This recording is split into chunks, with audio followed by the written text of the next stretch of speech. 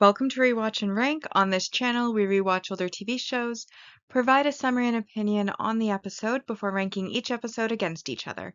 Today's episode is One Piece East Blue Saga, Baratie Arc, Episode 19, Past of the Three Swords, The Promise Between Zoro and Kuina. The episode in a nutshell is just a brief reminder about what happened within this episode. So the episode starts with Luffy and Usopp playing around on the ship, specifically wanting to test out the cannon, and Nami informs them that there is a reef nearby that would be perfect for target practice. Meanwhile, Zoro is taking a nap on the deck, and we zoom into Zoro's face and essentially enter into a flashback dream sequence of his backstory. So we basically have him arriving at a dojo and challenging for ownership of the dojo, but if he loses, then he'll become a student of the dojo. His sensei accepts the challenge and has him fight against his daughter, Kuina, who is one of the strongest students, if not the strongest student at the dojo currently. Zoro decides to try to fight with a great number of swords. However, he loses all of them but two of them. And he fights. Basically, he loses immediately. He runs at Kuna and she basically whacks him straight across the face. And he falls down, loses. He accepts his defeat, becomes a student. We then enter into a training montage amid multiple fights. And then we see a rematch between Kuna and Zoro, and we learn that it is his 2000th loss. We then see the sensei and another teacher or assistant talking about Kuna and how he doesn't feel that his daughter's at a place where she would ever be able to inherit the dojo from him, pointing out how because she is a woman, obviously she is going to go through the hormonal changes that puberty brings, become weaker than most men, and this, of course, angers her. She becomes depressed, runs off. Meanwhile, Zoro happens across her and challenges her to another duel, but with real swords this time, not the bamboo swords they had been using. And she goes and gets the Wado Ichimonji, her special sword, the white one that Zoro always uses, and he brings two ordinary swords. They fight. Zoro loses, but she essentially tells him that even though he's losing now, because she's a girl, she's going to get weaker with age, and she's already started to develop through puberty, and it's so depressing for her. And he basically scolds her, saying, like, you're my goal. Don't blame something like being a girl. One day when I do end up beating you, you're completely discounting the importance of skill, trying to, well, basically scolding her, but at the same time unintentionally like encouraging her. And they agree to fight to be the world's greatest swordsman together, as they have the same dream, and they swear that one of them is going to become that. We then go back to Zoro training a bit. However, then some other students come to inform him that Kuina had died, and she had been going to try to find a sharpening stone for her sword when she tripped on a slick step and ended up passing away from that accident, showing how fragile life is. And we see the funeral procession and Zoro going through aggressive training while, like using the bamboo swords on like these bamboo dummy things and then like breaking them in half, or when he's, holding a rock in his like on a string that's held in his mouth to strengthen his jaw for his third sword, seeing kind of like an illusion of her behind him, like her ghost behind him. And basically then the sensei comes up to him and leads him away to kind of have a talk with him about how fragile life is, how much it pains him to have lost Kuina, how even Zoro and seeing how he's going through the pain of her loss and grief is also pains him because he, as much as he was a teacher and owner of the dojo, he's also a parent. And Zoro requests that he give him Kuina's sword because Zoro will basically achieve their dream for the both of them, and he will become the world's greatest swordsman, not just for himself, but for Kuna as well. And then the teacher, the sensei, does choose to give him the sword and tells him that he is entrusting Zoro with Kuna's spirit and dreams. We then see a glow up to his current age where he is using 3 swords to cut some rocks, and the sensei comes to bid him farewell, and this is where Zoro begins his journey, which eventually will lead him to the present and Luffy. We then hear the sound of a cannon, and this wakes Zoro from his nap, and he sees Luffy and Usopp, who have just missed their reef target, arguing. Usopp then takes his turn at the cannon, manages to hit the reef on the first try, and they retreat to the kitchen, where they talk about needing one more crew member before they can begin their journey into the Grand Line. And everyone thinks a cook, except Luffy, who wants a magician. Not a magician, a musician. Sorry, a musician. And then they hear a commotion outside. Someone is on the deck destroying it. And Luffy goes out and is like, "What's the big idea? Why are you destroying our ship?" And then he's accused of, like attacking him and his partner, who isn't there. And Zoro recognizes the voice, goes out, and realizes that it's Johnny. And Johnny looks up at him and calls him his big bro, Zoro. And basically, they're both wondering what the other's doing there. And that is kind of where we leave this episode. Now that we've been reminded about what happened within the episode, it's now time to rank the episode. As always, we'll rank on 2 lists, our mostly objective ranking list, which uses set values and no emotion to determine the score, and then the personal ranking, which is the emotional response and whatever number I pull from the air to score the episode. So as always, we'll start with our mostly objective rank values, and I highlighted those values I thought applied to this episode.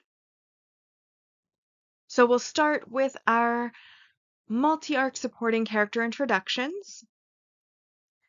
And we have Shimotsuki Koshiro, who is the dojo owner and the sensei. And Koshiro, I was not 100% sure where to put him, to be honest, because he really only shows up in flashbacks in Zoro's memory most of the time, but he does show up in multiple flashbacks across multiple arcs, which is why ultimately I decided to put him as a multi-arc supporting character. And that is worth 3 points. We then also have the introduction of Johnny, who is also appearing as a supporting character throughout multiple arcs, and then later again in flashbacks, and so that is also worth another 3 points for a total of 6 so far. We then have our successful emotional impact, which is Kuina's death. Kuina's death happens off screen, but it is emotionally impactful because they did a good job of establishing her as a character. We saw that she was strong, that she was someone that Zoro aspired to beat. We then had them sharing their dreams together, agreeing to fight it out for the world's greatest. We saw her insecurity and him encouraging her, though whether that was, I kind of feel like that was unintentional that he was encouraging her. And then just out of nowhere, tragic accident, she dies, and he's left to carry their dream alone together. And we have the funeral scene in the rain, the procession of black. It's very moving as a scene, and it also highlights the impact that Kuna's had on Zoro, which we have already seen as early as episode 2. We were seeing her in flashbacks, And this is really expanding on who she is and how much of an impact she had on him and continues to have on him, as his dream is for the both of them, which I feel is very meaningful. And honestly, I think the funeral scene was really well done to elicit an emotional impact. He was sad, and then even after the funeral scene, how his training, the tone of his training changes from the first montage into like something that's more aggressive, and like he's trying to work through something, and how he's become more destructive, how he's seeing her ghost behind him out of the corner like of his eye. Um, and then of even asking her dad for the sword and being entrusted with her spirit, with her sword and her dream by her dad. Like, it's all really well done, and it is very successful. And that is why it is worth another 3 points, bringing us up to 9. And then our final positive point is our multi-arc main character development, which of course is Zoro's backstory. This entire episode is his flashback to his origin and the origin of his dream, and also the origin of his white sword that he carries throughout the series, the Wado Ichimonji, which was Kurano's sword and the sign of their promise to each other, and and was entrusted to him by her dad. So it also gives the sword a lot more meaning as well. And that is worth 4 points, which brings us up to 13. Now, I did feel that there was one negative, and that was negative messaging or behavior. And I felt like this was kind of with the father. When he was talking and wasn't aware that Kuno was listening in, he comments on the fact that he doesn't feel like he can leave the dojo to her, despite the fact that she is the strongest student in the dojo and the most skillful student in the dojo, simply because of the fact that she is a girl. Obviously, like, women are not as strong as men. Biologically speaking, that is a complete and total fact. Women not as strong. But, like Zoro points out, skill does have, like, there is a factor that skill includes, or that, like, skill is a factor. And also, like, in running a business, like, say, a dojo, there's other aspects involved beyond just, like, your personal skill. There's, you'd have to handle the finances and the organization of it, have students, you'd need to be able to teach students, be able to see technically, like with technical skills, where they are, help them to improve, as well as also be skillful enough to show them how to do it. But it's like her dream was to be the greatest swordsman in the world, and would she have been able to achieve that? We'll never know because she's tragically died young. But as far as inheriting the dojo, I don't really see why her being a girl should have been a handicap to that, because there's more involved than just your personal, like, strength. There's also skill, the ability to teach, the ability to, handle like the finances, the organization, the supplies, the staff members, etc., etc. And he didn't really say how her being would impact those aspects, and I personally don't even think that they would impact those aspects, as women typically would be more, like, would probably be pretty good teachers as well, probably be pretty well organized. So it didn't really sit well with me that he was discounting her as an heir to the dojo simply because she was going to be a girl. Well, she was a girl and would one day be a woman, I meant.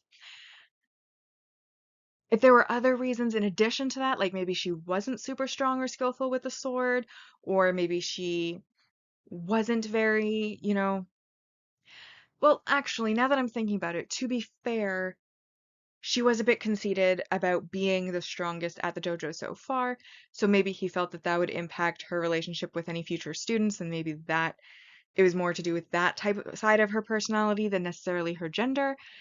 But the implication was that it was because she was a girl, and that's what she took away from it based on her rant to Zoro. So either way, I still think it's worth mentioning as a negative. which gives it a -2 points, which brings us to 11, which is still above 10, which is our maximum score, and that makes this episode a 10 out of 10. Now, because this is the first episode of our new arc that we're in, the arc ranking so far is very simple. It is in first place as it is the only episode there, and that is the Pass of the Three Swords, the promise between Zoro and Kuina. So, as for my personal opinion on the episode, I did like it. I always really enjoy the backstory episodes. I do think that it's a really good way that they develop the characters. So I do enjoy them. I also liked the so I need to get my thoughts organized. All right, basically to sum it up, I like the backstory episodes because of the insight it gives into the characters, but at the same time, it also takes us away from the present story, which is what I'm enjoying at the moment. And it leads us, like, it kind of takes us a step back from the present story. And also, we already learned a lot about his dream in the present from his present self. So as much as I enjoy the backstory, I also feel like had they left it out, it wouldn't necessarily have impacted the main story. But I do appreciate and like that they did include it to give that extra depth.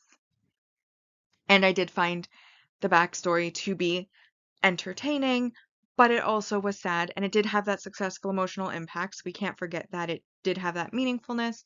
And before and after the backstory, we had kind of a nice slice of life moment with the crew.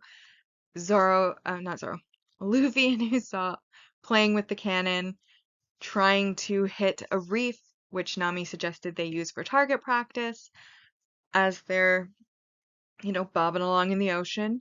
And then we also had the introduction of Johnny, which is moving the plot a little forward. And it's also, I like how it kind of ties in that we had Zoro's backstory episode, and then here we are being introduced to somebody from Zoro's past on the ship, causing a fuss. I will point out that while I didn't put it as like negative messaging or behavior, it is also kind of rude to, go onto somebody's ship and start trying to destroy it. I mean, I understand he was angry that they used like that, he's accusing them of trying to harm his partner, but at the same time, he could have just yelled and challenged them. Like he could have come onto the ship and just yelled for the captain to come out and answer to him. He didn't necessarily have to go around smashing things. I feel like that was maybe a step too far. Either way, I really enjoyed the episode. I thought it was great. There weren't too many there were a couple negatives, but not too many. Was it the most vital plot to the entire story, like the entire main story? No. But do I still think it was valuable and added something? Yes. Therefore, on the personal scale, I decided to give this episode an 8 out of 10. Which, much like the objective ranking, it's the first episode, so it is currently in first place. Past of the Three Swords, the promise between Zoro and Kuina. And for our saga ranking so far, this is where we're ranking each of the arcs within the saga against each other.